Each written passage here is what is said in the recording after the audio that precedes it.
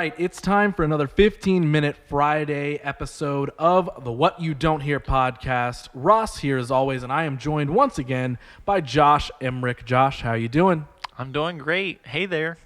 Doing great. Hey there. One more time, as always. Are you ready to talk about something for 15 minutes straight? Yep, it'll probably be 18 minutes and 22 seconds if I had to guess. Yep, it'll probably land around 18 to honestly 22 minutes, I feel like is what these 15-minute Fridays tend to land on. But that's because we get really fired up, right? It's because we get so excited and so passionate about all these topics that we are talking about, because the goal is to share advice, opinions, knowledge, spread it all around with this podcast, right? To send people into their weekend with some sort of actionable advice, right? Yep. Or something to think about or something creative to do, right? Yep. So this week, the topic of this 15-minute Friday is, this one's directed at the clients, right? A lot of the times we talk to the creatives, right? We talk to the creative side of things. We talk to, how do you get the clients? How do you do the project? How do you compartmentalize all these things and categorize whatever you want? This one is aimed at the clients themselves, and this one is a little bit of a hot topic that we are going to point the finger in a little bit, I think, but in positive ways and constructive ways, right? This one is how you may be a rude client and just not be aware of it, right? Yep, the customer is not always right. The customer is not always right. That indeed is the tagline of this 15-minute Friday, and here we go. 15 minutes has started, and Josh, I'm going to let you lead us off with this one. Yeah, so I know we've been cultured that the customer's always right. And it kind of makes, it allows for people to walk all over you and think that there's no repercussions. And that's not fair. I think businesses are stuck into this idea of like, I need to bow down and, I need to be just a yes man, a yes organization to whatever problem that's brought up. Right. That doesn't build healthy business. That tears people down, and that hurts people. And everyone, there's consequences to all of this.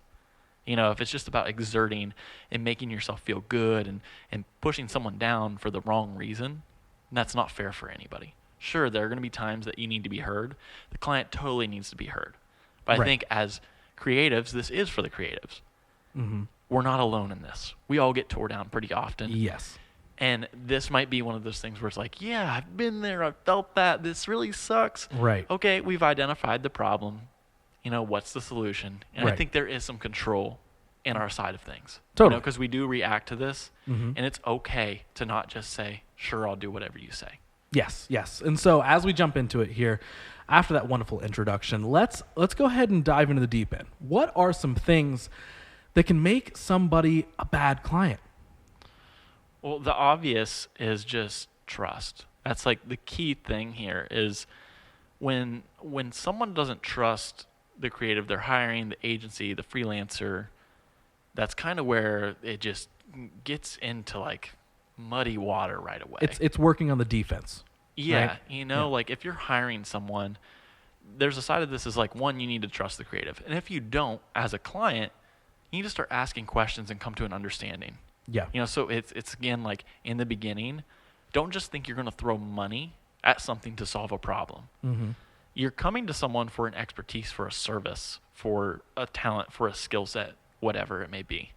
So when you're coming to that person, express to them what you want. See if they're actually the best fit for you. So you need to do a little bit of research on your end. Yeah. And even if they are the right fit, help them understand exactly what the purpose of this is. Here's what I'm trying to achieve. Can you achieve this? Yes, Right. I can achieve it. Here's how we get there. So let's have that conversation up front so that we start to build that trust. Because once you have the trust, then the creative can make decisions that's best suited for your project. Right. And it empowers them instead of makes them nervous about making a decision. Yeah. The last thing I want is to do something that, I don't know, this person's kind of hard to read. Like, they don't make me feel like comfortable. If they're working defensively, then you're going to work defensively. Yeah, and then it just slows everything down. Yeah. Whereas it slows everything down in progress. Mm-hmm. Whereas if you take the time in the beginning and you just kind of figure out what everybody's expectations are, you build that trust, and then you get forward momentum. Right. So communication is a big way to sum that up, right? Yeah. Having And clear communication knowing what with you want too. Exactly. And what you want out of the experience. Is this like as a client, do you need this in 2 days? Yeah. Or is this in 2 months? So time is one element of it. Right. What's the level of quality you want out of this? Is it that you want original content built around all this? Or is it that you want stock imagery with some original content built around this? If we're talking about design, maybe you don't care about original photography being shot and buying a stock image and presenting a couple different images to build out what you're trying to do around that. Right. Using a specific example. Yeah. Like maybe it's not that, but it's the context, the wording, the font set that's actually really important for them. Yeah. So it's like even like having that of like, listen, like everything needs to be original. Okay, that's a little bit different of involvement. And then as a creative, you can kind of decide, am I doing all this? Am I subcontracting something in? You can make decisions then because the trust is there. Yeah. We all know what we're trying to achieve. Yes. And then budget, budget plays a role too of just, how much are you willing to invest into me? Yeah, I think... And how much is too much? When am I taking advantage of you? If I'm going to quote you so high and, sometimes people just agree because they're like, I don't know how to say that's too much. Right. And not to cut off your train of thought, but I think this is a good time to kind of slide in the what matters more, your idea or your budget, right? Yeah. From the client side of things. Yeah. So I think explain that really quick. I think not enough. Here's the thing. You go buy a car, you know how much money you have to spend. Hardly anyone goes on a car lot, and spends more than what they really can afford by a tremendous amount. Mm-hmm. You're like, I'm in the market for buying a car. So I'm in the market for buying a creative service. How much money do you want to allot to that? Don't go into it blind. Do a little bit of homework. Save a little bit of money. Is this $1,200 you have to spend? Is this $10,000 you have to spend? What the heck are you trying to get? Mm-hmm. So do the research. So there's your idea, which is like if you come to a creative and you're like, here's my idea, here's perfect scenario. Okay. Whatever it takes to make it, let's do it. As a creative, if I hear that, I'm like, okay, I'm going to build this the way that I want to build it. I'm going to hire, for us, we have so many different parts of the team. Mm-hmm. It's not because that's cool to do, but it's because I know hiring a certain person is going to elevate the whole project together. And I want to know my limitation. If we're doing visual effects for something, cool. There's no limit. Okay, let's get really, really creative here. It's just how to achieve the best results. That's all that is. And then the other thing, which is really the crucial, is your budget. Yeah. A lot of times, the budget is king. Yeah. So if budget is king, then we need to build an idea within budget. Right. And there's nothing wrong with that. That's not saying that the grand idea, like you're getting a shitty idea. It just means, okay, we have a different type of resources that we need to build this with. Yeah. So we can build that in there, but now we have that understanding. Yes, and I think to kind of go off of that a little bit, I think clients a lot of the times, whether they're musicians, commercial clients, anything at all, right? I think they have this misconception when they're hiring a creative. They're hiring them in the sense of kind of within the mindset that they're thinking that they're just happy to be creative. I really do think a lot of people hire a creative saying they just love to be creative. So I guarantee that whatever I throw at them, no matter what my budget is or what my idea is, right? We're not going to look at that balance that you were just explaining. Yeah. We're not going to choose one of those. We're just going to throw it all out there, but we're going to give them the boundaries to work within because they love to be creative. Yeah. And that's where we've gotten a lot better is there's that directness. Here's where on the creative, you take a little bit of control. Yeah. If someone gives me an idea that costs $30,000 and say they have $3,000 to do it, I'm sorry, we can't do that. Right. But in $3,000, here's what we can do. Here's where you earn your trust. Here's where you earn the client's trust. Yes. Break it down. You're like, here's why. Right. What you just explained, this location costs this amount of money.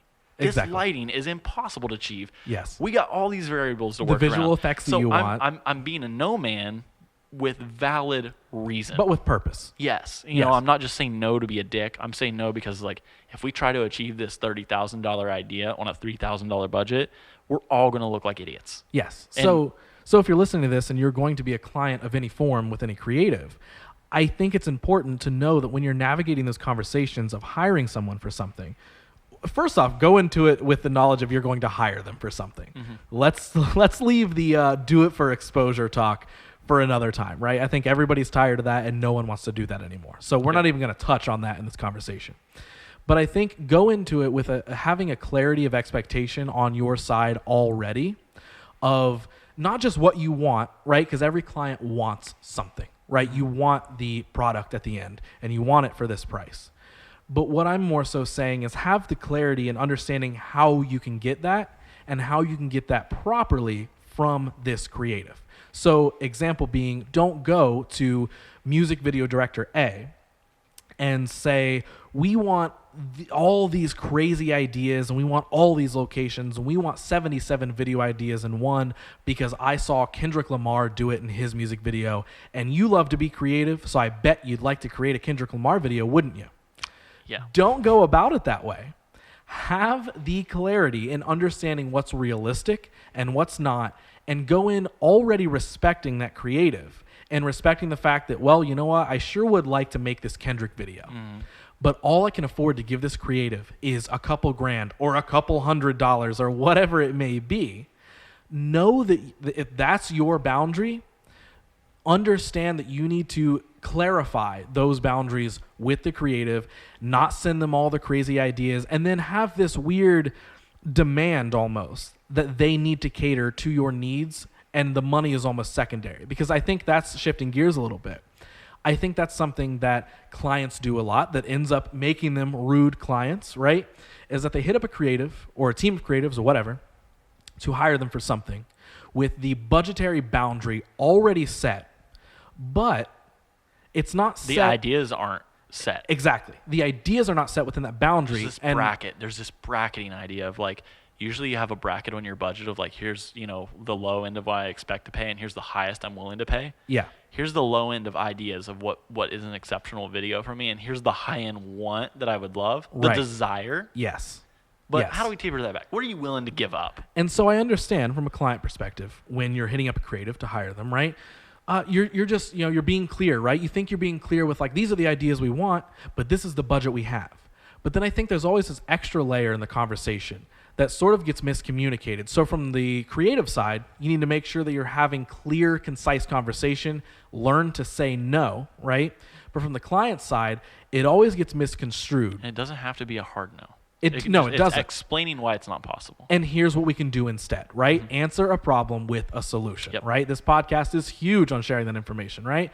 Do those sorts of things. So when you're running into that conflict, as the client, you shouldn't set the boundaries for everything. And here's what I mean by that. Don't go in and have the budgetary boundaries, but then also set the boundaries of this better be what you create for this budget. In my opinion, if I can be kind of harsh for a second, you don't get to fucking decide that. Yeah. You as the client do not get to decide. Well, that's when you're in the triangle, the speed, quality, yes, and it's like speed, quality, and price, I think, right? Yeah. It's like you don't get all of those. Yes, all of something. I need it in 3 days. It needs to be high quality and it needs to be cheap. Well, that doesn't work. Nope. All those things are never going to align. That's back to this of like, if your idea is king, then budget doesn't matter. But budget usually matters, so we build an idea in that. Yes, and so I'm kind of fired up here, so I'm going to get right back to it. The whole, the client does not get to set all the boundaries. You don't. You communicate that with the creative that you're hiring, have that clarity, set those boundaries with each other, right? Because we've totally had it, and I don't think we don't have to shy away from it. We've had the clients who hit us up with that budgetary boundary, and then they'll immediately follow it up with, here's all the ideas we want, and we really want to do them. For lack of a better term, they're saying we better make these ideas happen. Or we got a buddy who'll do it for free. That's not we can fair at all. And so when you back a creative into a corner like that, yes, that is the part of them that is creative and wants to be creative because they want to give you a good project and a good product, right? They are going to look, at least, speaking from our side of things, I know that when I look at a band and they have X amount of budget and they want these crazy ideas, and it's kind of the quote unquote threat of we're either going to do it with you or we're just going to find out some other way to do it, right? Unfortunately, in my heart and my creative soul, I don't want them to go to somebody else. Not because I lose money. It's not that. It's because I don't want them to go get a lesser quality product from somebody else who's not going to give it the care and concern that I know a creative like myself will do. Well, a lot of times they're That's painting a the picture issue. of someone who's not a creative, not someone who does this. Yes, it's it's usually not a big idea. Yes, it's not just like, oh, I'm going to go to other cool video directors. Like, because honestly, again, I think I can speak for both of us and say that we're not those industry-minded people that are like, everything's competition.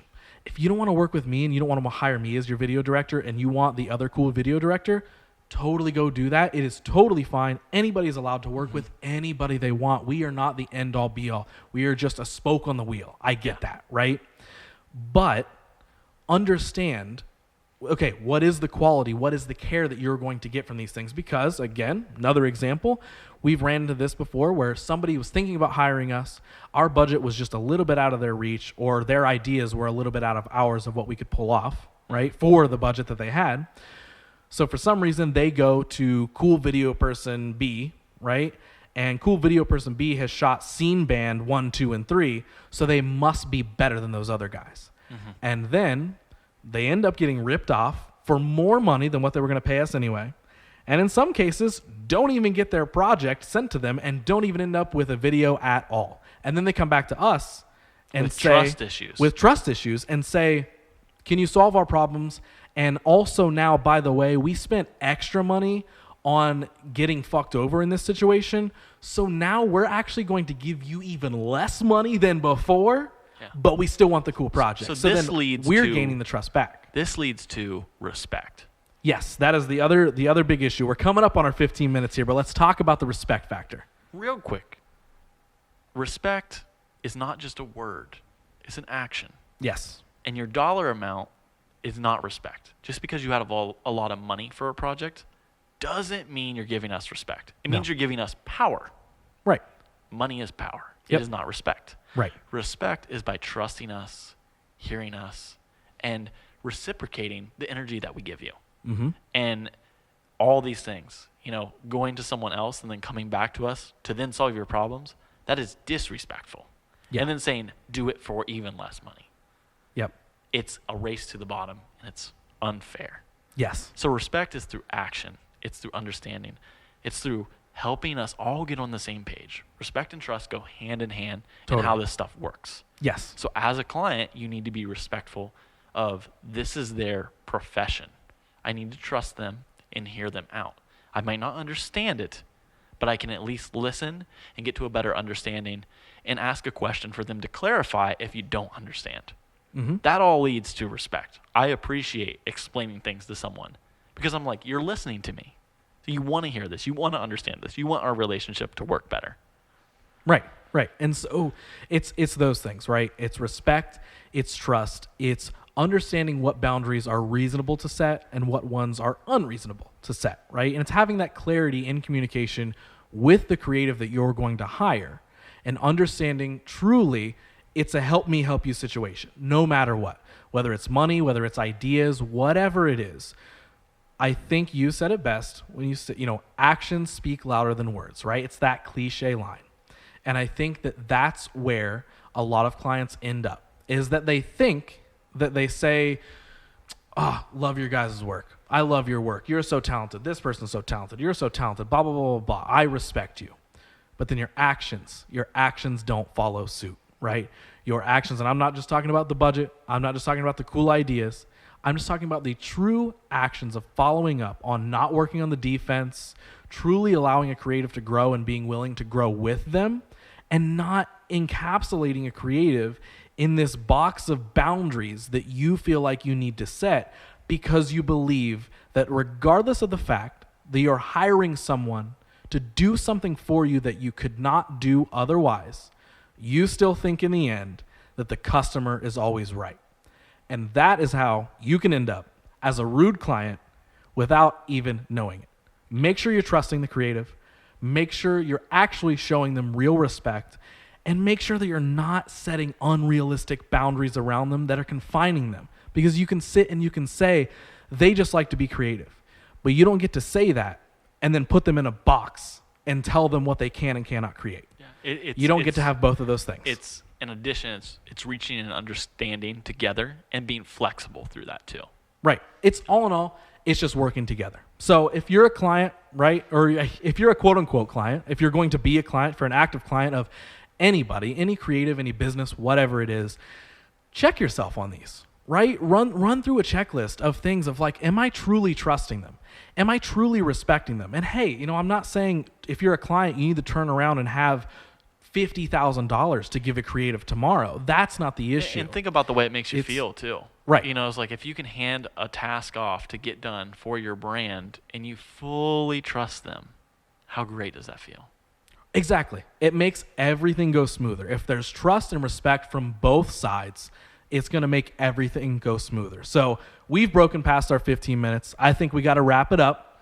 I feel really good about that episode, though. Yeah. I really do. I feel like we really got to get some things off our chest in that 15 minutes, right? Therapy. Those are good therapy sessions. Hey, if anything, you know what? These 15 minutes are kind of built to, people have an easy 15-minute drive somewhere all the time, right? To work, from work, to wherever. These are to fill that time, and these are the quick therapy sessions for business and creatives or just anyone in general. That's why we like doing them. We get little therapy sessions. So, folks, you're sitting in on the Ross and Josh Therapy Hour. That's what these 15 minutes Fridays really are. We're going to change the name.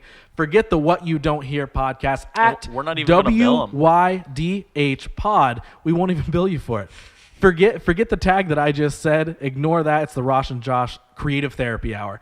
That's pretty good. I think I'll put that on a t-shirt too. Yeah. And the merch store for this podcast is getting huge. Man, it's going to cost a lot of money. Follow Josh, follow me around the internet. I think you know our tags by now. You can find them out there. And of course, one more time, don't forget to rate, review, and subscribe to this podcast on iTunes, Stitcher, wherever you listen to the podcast at. If you're watching this on YouTube, I think YouTube's thing is hit that subscribe button, right? Mm-hmm. Like and subscribe, YouTubers. I'm about to hit, I think at this point in time, it's 1 million subscribers. Yeah. So I'm about to get up there. Peter McKinnon was supposed to be in today, but I decided to go with Josh Emerick instead because unfortunately me. I knew that this episode would be way better, and the Ross and Josh Therapy Hour wouldn't work with somebody like Peter McKinnon. Yep. So come on, but follow everybody around the internet. Follow us. Don't follow anybody else except us, right? Yep, I think us. That's the best advice we can give. But hey, if you think you might be a rude client, check yourself, look in the mirror, rethink some things, and just make things smoother for everybody.